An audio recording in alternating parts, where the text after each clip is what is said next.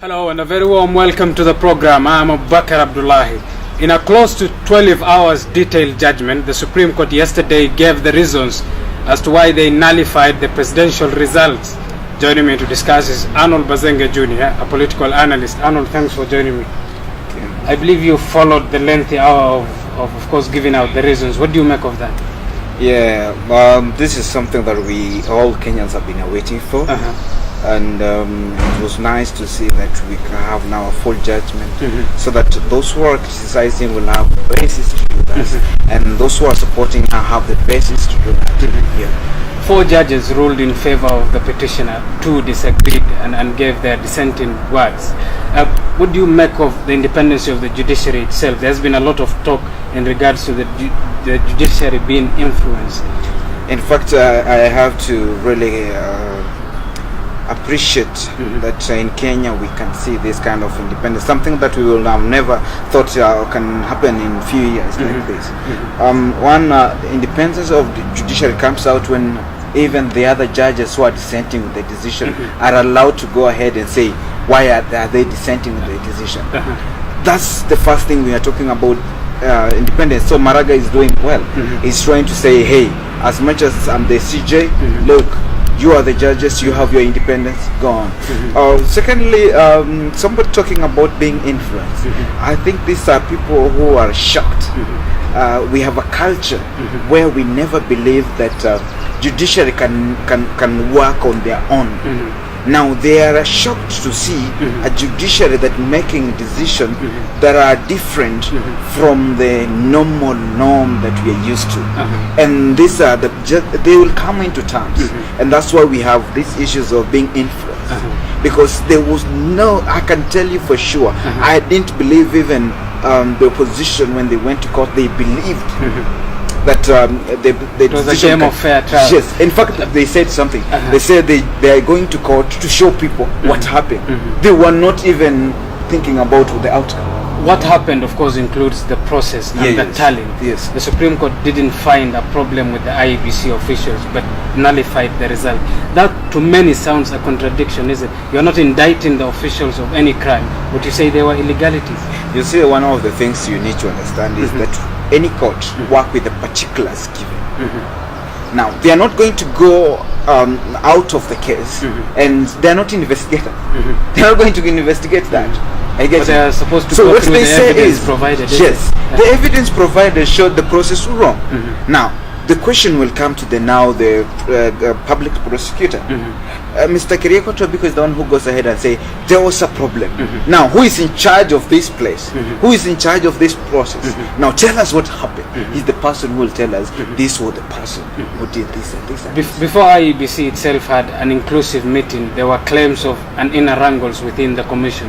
How destructive can such inner wrangles be to a commission such as IEBC? Of course, let me tell you, in any company, when we have wild allegation or claims that you guys did this, and especially coming from court, you know, it's worrying. So there will be like blame game there.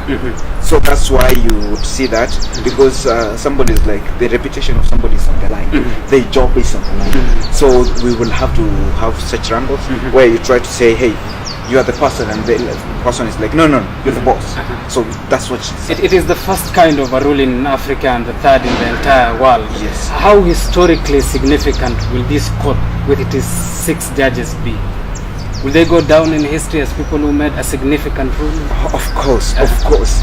I was reading something on the website.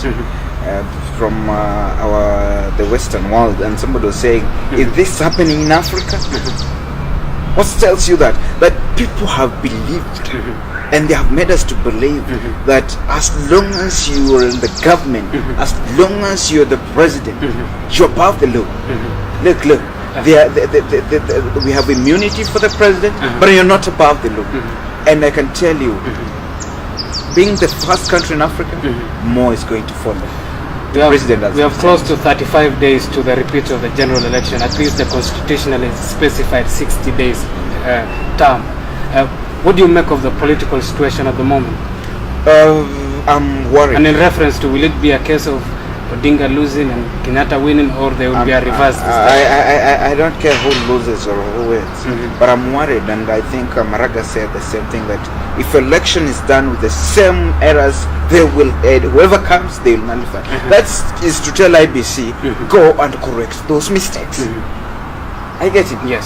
But when I see IBC defending that, and I hate when there is an allegation, instead of investigating and coming up with conclusive answers, you're defending. And then the worst bit is, Jubilee comes in defense of the same.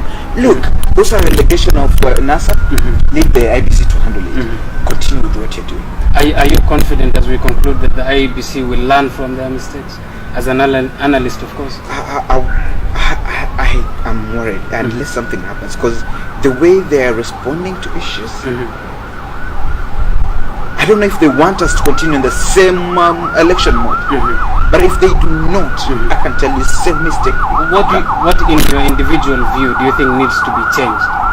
Look, one, I would want to see, look, there are irregularities, so I want to see what happened. I want to see some people suspended. I get it. Investigation carried out. I want to see a system, somebody saying, hey, we have now proofread the system. I want to see them saying, hey, we have published the polling station which have issues. Hey, the transmission, let me tell you, people might be joking, but if the process is flawed, even whatever we had manufactured at first, it's not authentic. Are you getting? Yes. It is messed in within. So whoever is trying to run away about the process, the number can be manipulated. That's what you're saying. Arnold Bazenge Jr, we'll have to leave it there. Thanks for joining me. And that brings us to the end of this edition of Tough Talk. Of course, we'll be back with more videos. But till then, bye-bye. I'm Abubakar Abdullahi. Stay safe.